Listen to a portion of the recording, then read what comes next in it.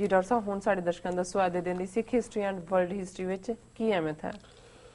ਸਿੱਖ ਇਤਿਹਾਸ ਦੇ ਹਵਾਲੇ ਨਾਲ 1843 ਚ ਫਿਰ ਉਹੀ ਖਾਨਾ ਜੰਗੀ ਲਾਹੌਰ ਦਰਬਾਰ ਸਰਕਾਰੇ ਖਾਲਸਾ ਦੇ ਵਿੱਚ ਸ਼ੁਰੂ ਹੋਈ, ਜਿਹੜੀ ਕਿ ਮਹਾਰਾਜਾ ਰਣਜੀਤ ਸਿੰਘ ਦੀ ਮੌਤ ਤੋਂ ਇੱਕਦਮ ਬਾਅਦ ਖੜਕ ਸਿੰਘ ਤਖਤ ਤੇ ਬੈਠਾ, ਉਹਨੂੰ ਡੋਗਰਿਆਂ ਨੇ ਸਾਜ਼ਿਸ਼ ਕਰਕੇ ਉਹਦੇ ਮੁੰਡੇ ਨੂੰ ਹੀ ਕੰਵਰ ਨੌ ਨਿਹਾਲ ਨੂੰ ਉਹਦੇ ਵਿਰੁੱਧ ਖੜਾ ਕਰ ਦਿੱਤਾ ਹੈ ਔਰ ਉਸ ਨੂੰ ਕੈਦ ਕਰ ਲਿਆ, ਫਿਰ ਜ਼ਹਿਰ ਦੇ ਕੇ ਮਾਰ ਦਿੱਤਾ ਹੈ। ਫਿਰ ਮੁੰਡਾ ਕੰਵਰ ਨੌ ਨਿਹਾਲ ਪਿਓ ਦਾ ਸੰਸਕਾਰ ਕਰਕੇ ਮੁੜ ਰਿਹਾ ਸੀ, ਛੱਜਾ ਸੁੱਟ ਕੇ ਉਹਨੂੰ ਮਾਰ ਦਿੱਤਾ ਹੈ।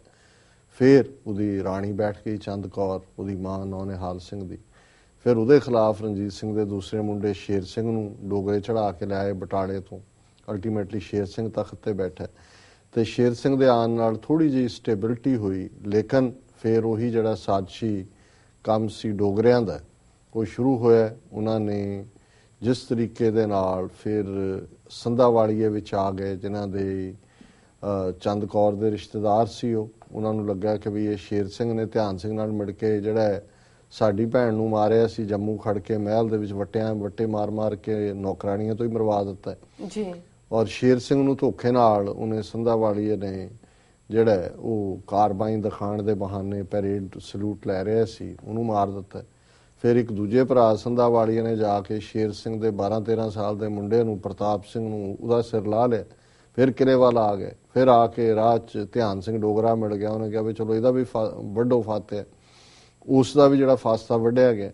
ਫਿਰ ਉਹਨਾਂ ਸੰਧਾਵਾਲੀਆਂ ਨੂੰ ਮਾਰਨ ਦੇ ਲਈ ਜਿਹੜਾ ਦੂਜਾ ਡੋਗਰਾ ਧਿਆਨ ਸਿੰਘ ਹੀਰਾ ਸਿੰਘ ਦਾ ਮੁੰਡਾ ਹੀਰਾ ਸਿੰਘ, ਉਹ ਫੌਜ ਨੂੰ ਚੜਾ ਲਿਆ, ਉਹ ਵੀ ਮਾਰੇ ਗਏ।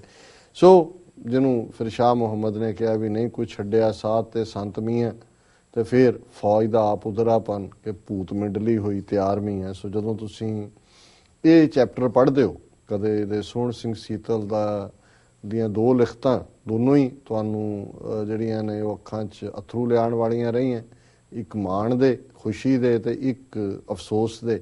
ਸਿੱਖ ਰਾਜ ਕਿਵੇਂ ਬਣਿਆ ਤੇ ਸਿੱਖ ਰਾਜ ਕਿਵੇਂ ਗਿਆ।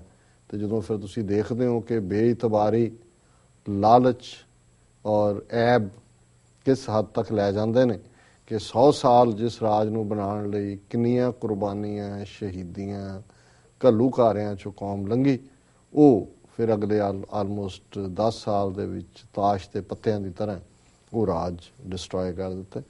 1981 ਚ ਅੱਜ ਦੇ ਦਿਨ ਜਲੰਧਰ ਤੇ ਹੋਰ ਕਈ ਸ਼ਹਿਰਾਂ 'ਚ ਸਿੱਖਾਂ ਤੇ ਹਿੰਦੂ ਭੀੜਾਂ ਨੇ ਹਮਲੇ ਕੀਤੇ, ਕਿਉਂਕਿ 10 ਸਤੰਬਰ ਨੂੰ ਲਾਲਾ ਜਗਤ ਨਾਰਾਇਣ ਜਿਹੜਾ ਹੈ ਉਹ ਉਸ ਤੋਂ ਇੱਕ ਦਿਨ ਪਹਿਲਾਂ ਮਾਰਿਆ ਗਿਆ ਸੀ। ਲੁਧਿਆਣੇ ਦੇ ਨੇੜੇ ਉਹਦਾ ਸੰਸਕਾਰ ਹੋਇਆ ਜਲੰਧਰ 'ਚ, ਤੇ ਜਦੋਂ ਫੁੱਲ ਚੁਗਣ ਗਏ ਤੇ ਉਹਦੀਆਂ ਹੱਡੀਆਂ ਕਿਸੇ ਨੇ ਚੁੱਕ ਕੇ ਉਹਦੀ ਥਾਂ ਤੇ ਕੁੱਤੇ ਦੀਆਂ ਹੱਡੀਆਂ ਰੱਖ ਦਿੱਤੀਆਂ ਸੀ ਉਸ ਵੇਲੇ। ਸੋ ਉਹਦੇ ਤੋਂ ਹਿੰਦੂ ਜਿਹੜੀ ਹੈ ਭੀੜ ਜਲੰਧਰ 'ਚ ਉਹਨਾਂ ਨੇ ਕਈਆਂ ਦੇ ਉੱਤੇ ਅਟੈਕ ਕੀਤਾ, ਸਿੱਖ ਦੁਕਾਨਾਂ ਦੇ ਉੱਤੇ, ਇੰਡੀਵਿਜੂਅਲ ਸਿੱਖਾਂ ਤੇ। ਹਰਿਆਣੇ 'ਚ ਵੀ ਕਈ ਹਮਲੇ ਹੋਏ। 1988 ਚ ਅੱਜ ਦੇ ਦਿਨ ਇਹਨਾਂ ਡੇਟਾਂ 'ਚ 15, 16 ਔਰ 25 ਸਤੰਬਰ ਨੂੰ ਫਿਰ ਬਿਦਰ ਇੰਜੀਨੀਅਰਿੰਗ ਕਾਲਜ ਦੇ ਸਿੱਖ ਸਟੂਡੈਂਟਸ ਦੇ ਉੱਤੇ ਹਿੰਦੂ ਭੀੜਾਂ ਨੇ ਹਮਲੇ ਕੀਤੇ ਥਾਂ ਥਾਈਂ। 6 ਸਿੱਖ ਇੰਜੀਨੀਅਰ ਲੜਕੇ ਮਾਰੇ ਗਏ, 125 ਦੇ ਕਰੀਬ ਜ਼ਖਮੀ ਹੋਏ ਔਰ ਕਰੋੜਾਂ ਦੀ ਜਾਇਦਾਦ ਜਿਹੜੀ ਹੈ ਉਹ ਲੁੱਟੀ ਗਈ। ਔਰ ਜਿਹੜੇ ਬਹੁਤ ਸਾਰੇ ਜਿਹੜੇ ਨੇ ਉਸ ਤੋਂ ਬਾਅਦ ਉੱਥੋਂ ਪੜ੍ਹਾਈ ਛੱਡ ਕੇ ਹੀ ਆ ਗਏ ਸੀ। ਔਰ ਇੱਥੇ ਵੀ ਕੁਝ ਇੰਜੀਨੀਅਰ ਨੇ ਜਿਹੜੇ ਕਿ ਉਦੋਂ ਸਟੂਡੈਂਟ ਸੀ, ਜਿਹੜੇ ਕਿ ਉਸ ਹਿੰਸਾ ਦਾ ਸ਼ਿਕਾਰ ਹੋਏ। 1991 ਚ ਅੱਜ ਦੇ ਦਿਨ ਪੁਲਿਸ ਨੇ ਬਾਬਾ ਗੁਰਬਚਨ ਸਿੰਘ ਮਾਨੋਚਾਲ ਜਿਹੜੇ ਪੰਥਕ ਕਮੇਟੀ ਮੁਖੀ ਸਨ ਖਾਲਿਸਤਾਨ ਦਾ, ਜਿਨ੍ਹਾਂ ਨੇ ਐਲਾਨਨਾਮਾ ਕੀਤਾ, ਉਹਨਾਂ ਦੀ ਮਾਤਾ ਗੁਰਮੇਜ ਕੌਰ ਨੂੰ ਜਿਹੜਾ ਚੁੱਕ ਕੇ ਸ਼ਹੀਦ ਕੀਤਾ ਗਿਆ। ਪਿਤਾ ਨੂੰ ਪਹਿਲਾਂ ਹੀ ਕੀਤਾ ਗਿਆ ਸੀ, ਜੇ ਮੈਂ ਗਲਤ ਨਾ ਹੋਵਾਂ। ਤੇ ਬਾਬਾ ਮਾਨੋਚਾਲ ਦੇ ਪਰਿਵਾਰ ਦੇ ਲਗਭਗ 16 ਜੀ ਜਿਹੜੇ ਨੇ ਉਹ ਝੂਠੇ ਪੁਲਿਸ ਮੁਕਾਬਲਿਆਂ 'ਚ ਮਾਰੇ। ਔਰ ਜਿਹੜੀਆਂ ਅਣਪਛਾਤੀਆਂ ਲਾਸ਼ਾਂ ਦੀ ਦਾਸਤਾਨ ਸਰ ਜਸਵੰਤ ਸਿੰਘ ਖਾਲੜਾ ਨੇ ਸਾਹਮਣੇ ਲਿਆਂਦੀ, ਉਹਨਾਂ ਦੇ ਵਿੱਚ ਬਾਬਾ ਮਾਨੋਚਾਲ ਦੀ ਮਾਤਾ ਗੁਰਮੇਜ ਕੌਰ ਵੀ ਜਿਹੜੀ ਹੈ ਉਹ ਅਣਪਛਾਤੀ ਲਾਸ਼ ਕਹਿ ਕੇ ਤਰਨਤਾਰਨ ਦੇ ਸ਼ਮਸ਼ਾਨ ਘਾਟ ਦੇ ਵਿੱਚ ਉਸ ਨੂੰ ਸਾੜਿਆ ਗਿਆ ਸੀ। ਵਰਲਡ ਹਿਸਟਰੀ ਦੇ ਹਵਾਲੇ ਨਾਲ 1776 ਚ ਬ੍ਰਿਟਿਸ਼ ਫੌਜਾਂ ਨੇ ਮੈਨਹਟਨ ਨਿਊਯਾਰਕ ਤੇ ਕਬਜ਼ਾ ਕੀਤਾ। 1821 ਚ Costa Rica, L Salvador, Guatemala, ਹੋਂਡੂਰਸ, Nicaragua ਇਹਨਾਂ ਨੇ ਆਜ਼ਾਦੀ ਲਈ।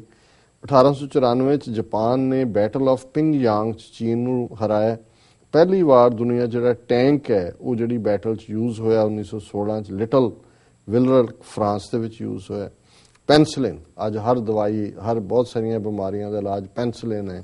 ਔਰ ਇਹ ਅੱਜ ਦੇ ਦਿਨ 1928 ਦੇ ਵਿੱਚ ਅਲੈਗਜ਼ੈਂਡਰ ਫਲੈਮਿੰਗ ਨੇ ਉਹਨੂੰ ਅਚਾਨਕ ਡਿਸਕਵਰ ਕੀਤਾ।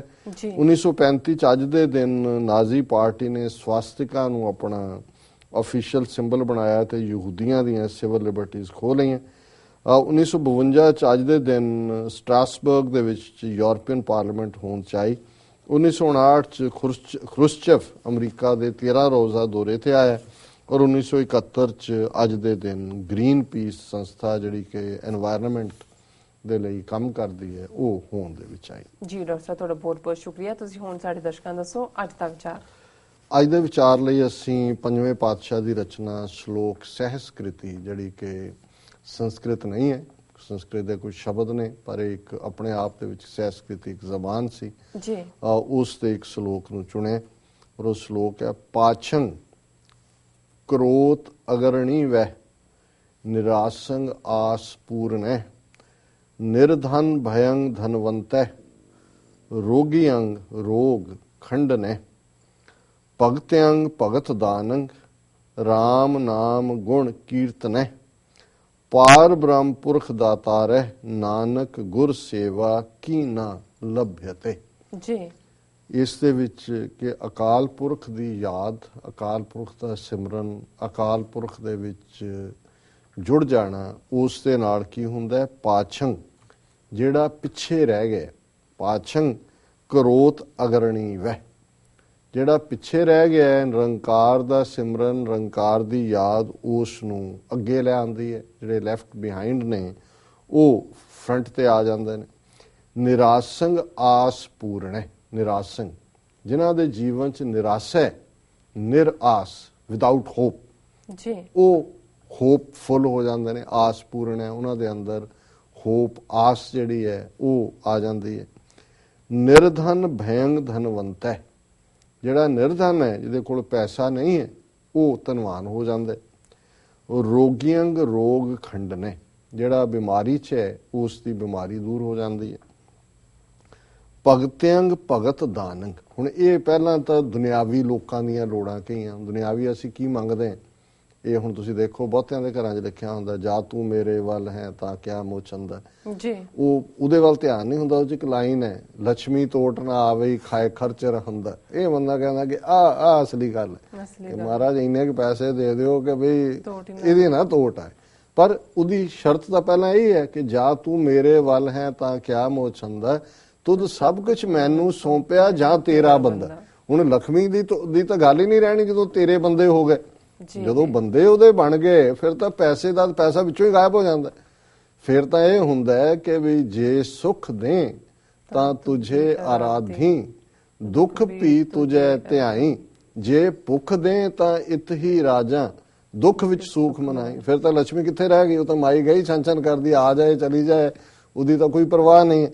ਸੋ ਲੇਕਿਨ ਇਹ ਦੁਨੀਆ ਦੇ ਵਿੱਚ ਬਿਮਾਰੀ ਹੁੰਦੀ ਹੈ, ਅਸੀਂ ਰੱਬ ਤੋਂ ਹੀ ਮੰਗਦੇ ਹਾਂ ਕਿ ਮਹਾਰਾਜ ਸਾਡਾ ਦੁੱਖ ਨਿਵਾਰਨ ਕਰੋ। ਜੀ ਧਨ ਨਹੀਂ ਹੁੰਦਾ, ਰੱਬ ਤੋਂ ਹੀ ਮੰਗਣਾ ਹੈ। ਬਾਰਕ ਆਂਗੀ ਹੋ ਸਭ ਕੁਝ ਮੰਗਾ ਔਰ ਗੁਰੂ ਦਿੰਦਾ ਹੈ, ਅਕਾਲ ਪੁਰਖ ਦਿੰਦਾ ਹੈ ਜਿੰਨੀ ਕਿਸੇ ਦੀ। ਪਰ ਅਲਟੀਮੇਟ ਗੁਰੂ ਸਾਹਿਬ ਨੇ ਫਿਰ ਇਹ ਵੀ ਸਮਝਾ ਦਿੱਤਾ ਕਿ ਵਿਣ ਤੁਧ ਹੋਰ ਜੇ ਮੰਗਣਾ, ਸਿਰ ਦੁੱਖਾਂ ਦੇ ਦੁੱਖ ਦੇ ਨਾਮ ਸੰਤੋਖੀਆ ਉਤਰੇ ਮਨ ਕੀ ਭੁੱਖ। ਮੰਗੋ ਜਿਹਦੇ ਨਾਲ ਫਿਰ ਹੋਰ ਮੰਗਣ ਦੀ ਲੋੜ ਨਾ ਰਹੇ। ਸੋ ਪਹਿਲਾਂ ਨਿਰਧਨ, ਰੋਗੀ, ਧਨ, ਇਹ ਸਾਰੇ ਤੋਂ ਬਾਅਦ ਗੁਰੂ ਸਾਹਿਬ ਨੇ ਫਰਮਾਇਆ ਭਗਤਯੰਗ ਭਗਤ ਦਾਨੰਗ, ਕਿ ਭਗਤ ਜਨਾਂ ਨੂੰ ਨਿਰੰਕਾਰ ਭਗਤੀ ਦੀ ਗਿਫਟ ਦਿੰਦੇ ਨੇ। ਰਾਮ ਨਾਮ ਗੁਣ ਕੀਰਤਨੇ, ਉਹਨਾਂ ਦਾ ਮਨ ਰਾਮ ਨਾਮ ਦੇ ਵਿੱਚ ਰੱਬ ਦੀ ਯਾਦ ਚ ਉਸ ਦੀ ਕਿਰਤ ਨਿਕਲਦਾ। ਪਾਰ ਬ੍ਰਹਮ ਪੁਰਖ ਦਾਤਾਰ ਹੈ, ਪਾਰ ਬ੍ਰਹਮ ਪੁਰਖ ਨੇ, ਦਾਤਾਰ ਨੇ।